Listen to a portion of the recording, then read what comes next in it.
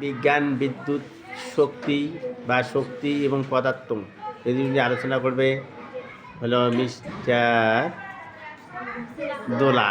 পড়ো দেখি শক্তি কাকে বলে।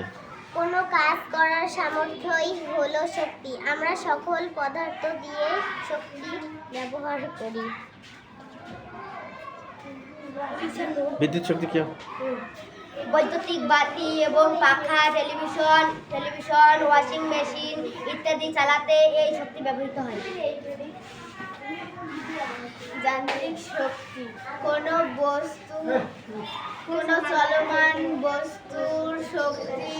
এ ধরনের শক্তি হলো যান্ত্রিক শক্তি, যেমন বায়ু প্রবাহ, কারণ এটা বায়ুকল চালাতে পারে।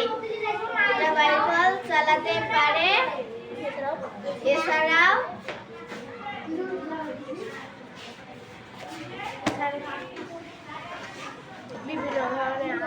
বিভিন্ন ধরনের আলো সৃষ্টি করতে সক্ষম। যে শক্তি আমাদের দেখতে সাহায্য করে, তাই আলো শক্তি।